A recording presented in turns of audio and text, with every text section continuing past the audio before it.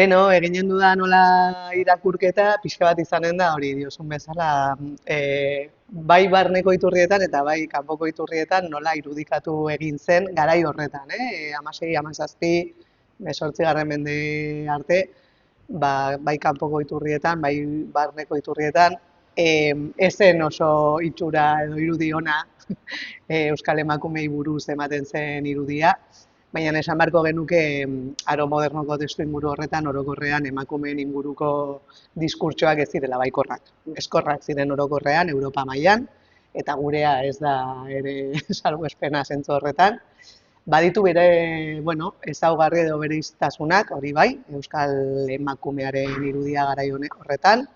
Alde batetik baditugu iturriak hitz egiten digutenak hizkeraren inguruan, bai, monarkia hispanikoaren testu inguruan adibidez, urrezko mendearen literaturan, bai, zegoen nola arketipo bat, bizkaino bezala ezagutzen zena, euskalduna, garai horretan, aro modernoan, euskaldunei buruz hitz egiteko bizkaino hitza erabiltzen zen, eta horrek englobatzen zituen guztiak, bai.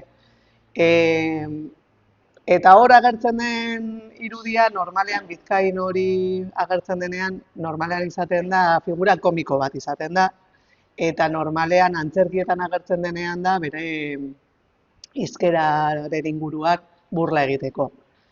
Jerigontza bizkaina eta horrelako kontuak agertzen zaizkigu, non azkenean pertsonai hori komikoa da antzerki horretan, eta burla egiten dute bere hizkera partikular horrengatik. Ez? Gaztelera zaizkitz egiten duen pertsona, azken finean. Bai, alde batetik hori. Karo, kasu horietan orokorra da, pertsonaia ez du hainbeste hitz egiten bakarrik edo partikularki emakumei buruz. Euskal emakumei buruzko iturria garai horretan, bai erreparatzen diote adibidez janzkerari. Gure orain arte iritsi den buruko ospetsu hori agertzen da garaiko grabatuetan. Badugu oso polita den liburu bat janzkeraren inguruan, Carlos Bosgarrenaren gortearekin Alemaniatik penintsulara etorri zirenean, beraien artean Christoph Weltz izeneko margolari edo grabatuak egiten zituen pertsona bat etorri zen eta penintsulako eskualde ezberdinetako janzkera jaso zituen. Eta horien artean, deigarriak egin zitzaizkion Euskal emakumeen janzkerak batez ere burukoak.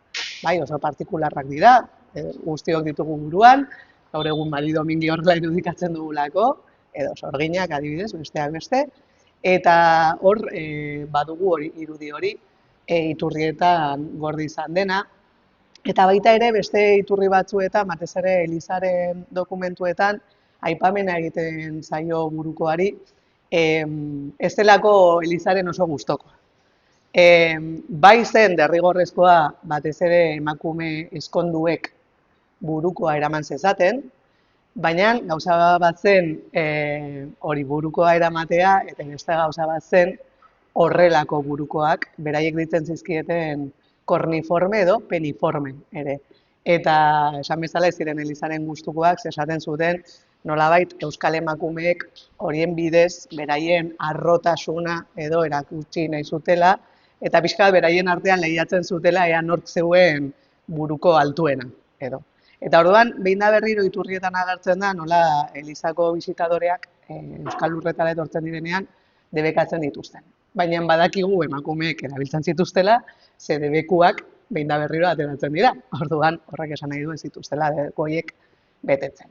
Bai, orduan horren inguruan, historiografiak ere ikertu du, Karo Barojak, beste historiagile batzuk da, Pascual Madozek, hitz egin izan du burukoei buruz, eta nola alde batetik estatusaren erakusle, baina baita ere bereizketa egiten zen hori ezkondu, ez ezkondu, alargunen artean, bai? Eta bestalde ere Euskal emakumea aro modernoan oso lotuta dago sorginkeriari, bai? Euskal emakumearen irudia eta sorgina.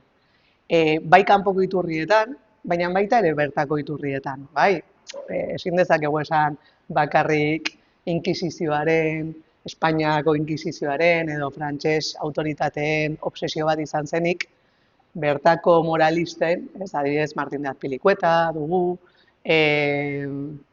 Martin de Andosilla, Nafarrak biak, nahiz eta azken hau ez zuen sinisten sorginak existitzen zirenik, baina bai oso misoginoa zen, eta uste zuen sorginak ez zirela existitzen, baina emakumeek amets egiten zutela, egan egiten zutela, eta hori zela deabruaren eraginez. Eta batez ere deabruak operatzen zituela emakume zaharrak, ez?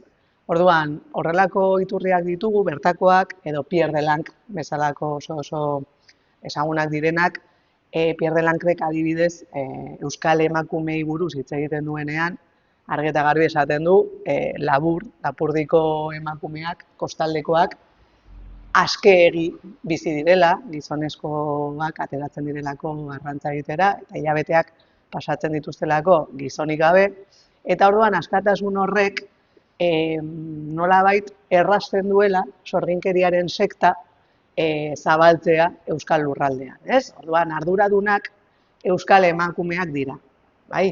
Eta hitz egiten du Pierre Delankrek, euskal emakume, batez ere kostaldeko buruz, ba hori askeak direla, Venus edo itsasoaren eraginez lujurian, ez? Edo lujuriosoak direla ere, eta horrelako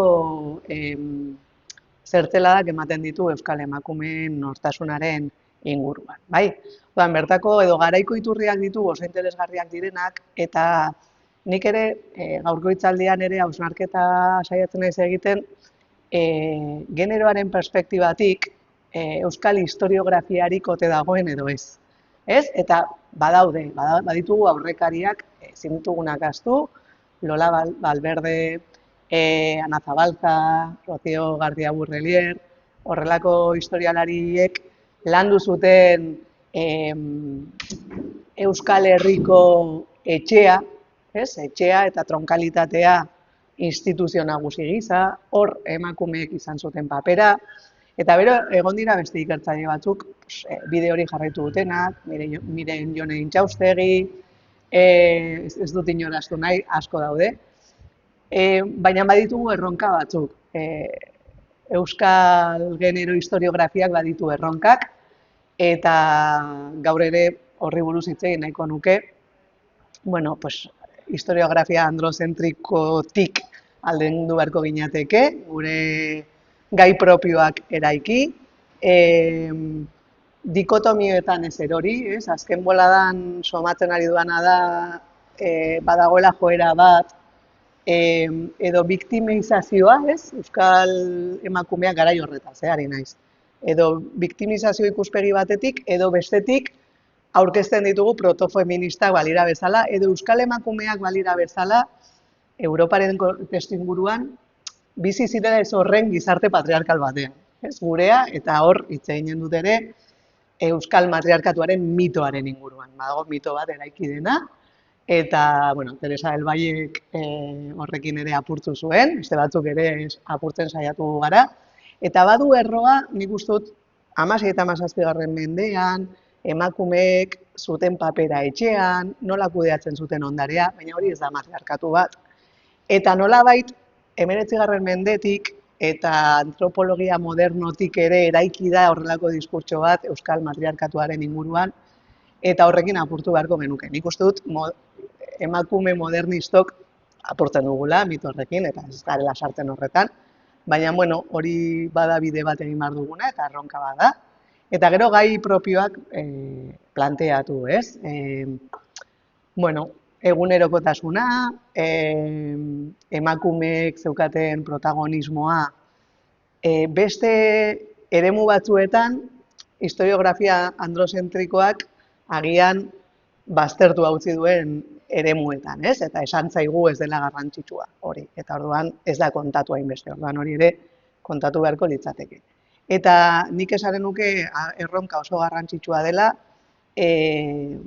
saretzea eta kolektibitatea.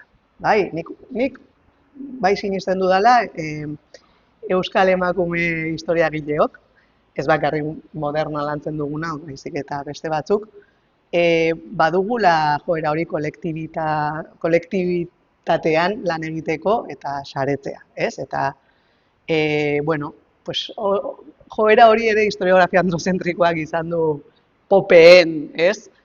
Joera hori, nik uste dugu horrekin apurtu dugula edo apurtzen saiatzen garela, eta kolektiboan lan egiten dugula, eta hori bada ere beste erronka bat, sare hori indartzea.